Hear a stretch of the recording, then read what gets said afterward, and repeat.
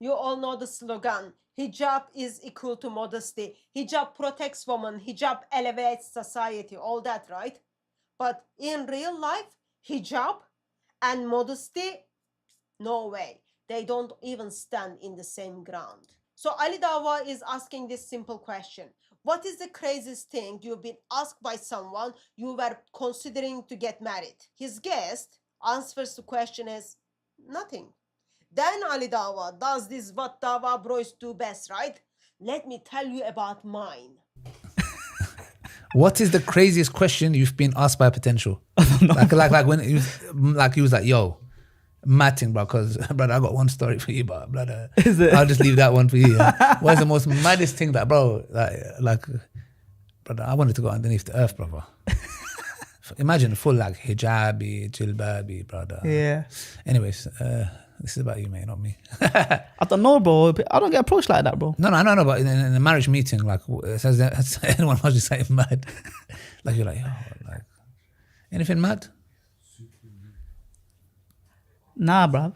I can't. I'm being honest, bro. Nothing, yeah? Yeah, you get people probably won't believe me, but I'm being honest. Nah, fam. There's nothing. okay, There's nothing mad, bro. Wallah. Yeah? Yeah, nothing like that. Okay. What about you? Not mad, but me, brother, please allow me. Off camera.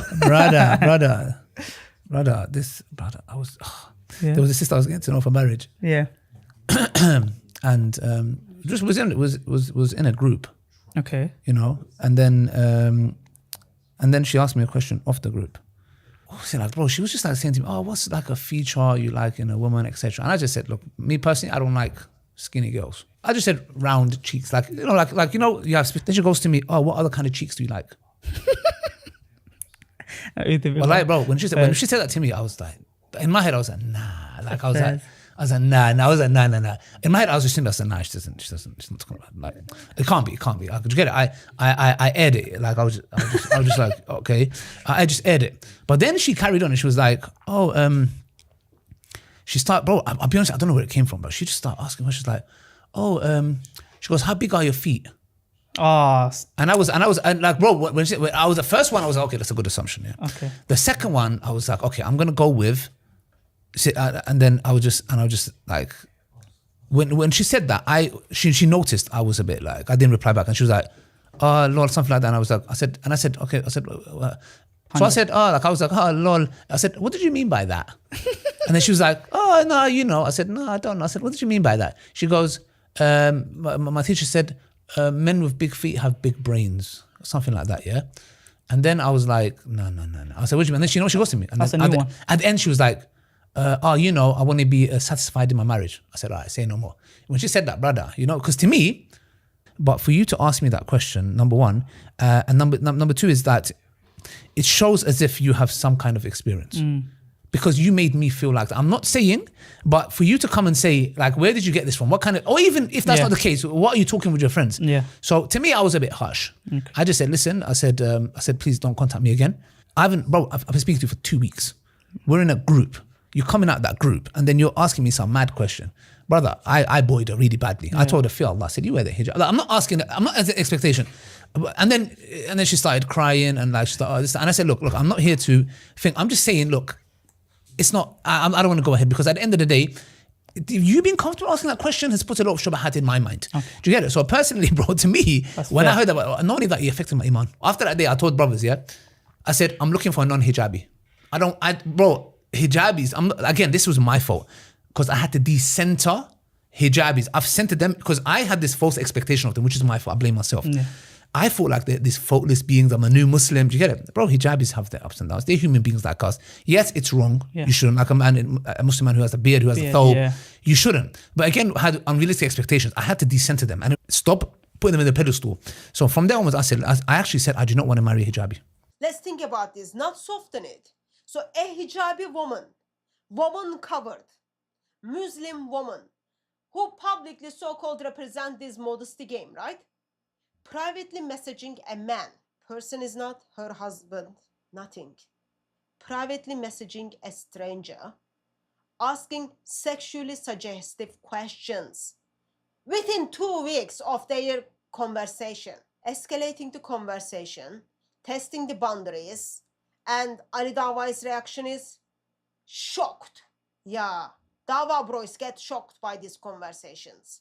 I'm just like, okay, there is already a problem that your Mr. Muslim sister is sending out those kind of messages. And I know, even though Ali Dawah is playing this shock face, he's very good at bashing the hijabis, right? And then I'm just thinking, what's happening, Ali Dawah? Suddenly, where is this modesty face comes from? Because if you remember, just recently, right? This lady, Aisha, turned out of blue or out of pink, decided that she's going to expose Mohammed Hijab for hotel marriages things, right? Mohammed Hijab deceived this woman called Aisha. They had sex in a hotel and then Hijab done with her. And then she decided she's going to expose that. In that, WhatsApp messages are being shared, made it public that there is this, after Muslims are discussing, Dawah bros are discussing how they are going to get rid of Aisha and then discredit her testimonies. It was expressed that in this High Park WhatsApp group, Muslims are also discussing Ali Dawah's new YouTube channel, right? Ali Dawah is asking people for suggestion. In that, Mohammed Hijab makes a comment, Ali Dawah 4 inches. I am thinking what this might be. And then I was told, well, that is conversation linked with Ali Dawah's private part. Because Ali Dawah is so modest, right? Where is that modesty in that WhatsApp group? Just laughing face, more laughing face. So, here's the thing. When sexual jokes are made publicly, like this, let's say, infamous 4 inches joke about Ali Dawah's private part, everyone is laughing at that. It's banter. It's jokes. No one is outraged. No one is saying, bro, lower your gaze. No one is saying, bro, this is inappropriate. So, people think it's funny. What I am seeing here is private sexual conversations. Astaghfirullah, astaghfirullah. What is this? That's the response of Ali Dawah, right? This hijabi sets up private sexual conversations with him. Ali Dawah's reaction is like, astaghfirullah, what is this? But public sexual jokes are so funny. Which one is it? If this religion, if Islam really produces modesty, then you are forced to ask questions, right? Why is sexual humor normalized among the men? Why is Miss Muslim, hijabi Miss Muslim, comfortable crossing the lines privately? Why is the reaction selective, not principled? Because this isn't modesty, this is simply performance. Here's the truth.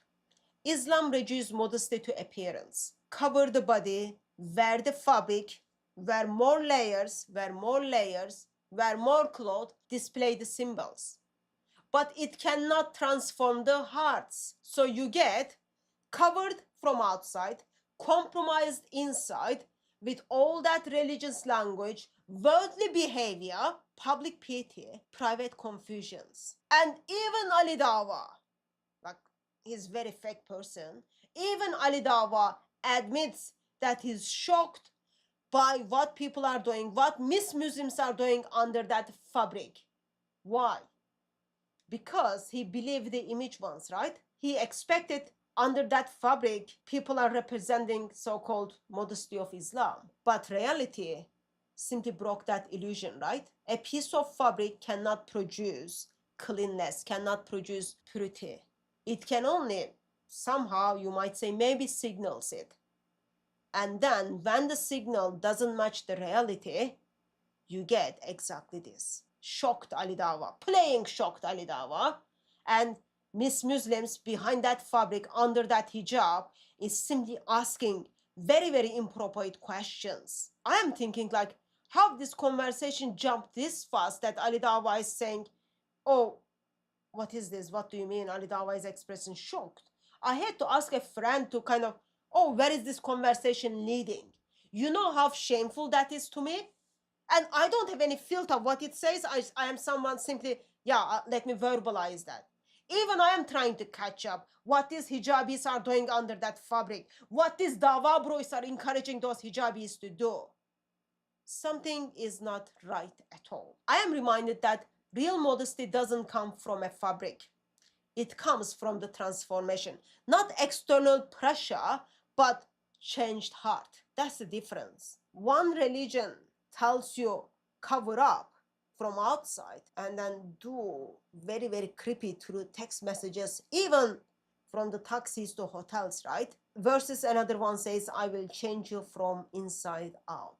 And when that happens, your words, your conduct, your private life all line up. Not perfectly, but truthfully. And that's something no dress, no fabric can ever achieve. Only blood of Lord Jesus Christ.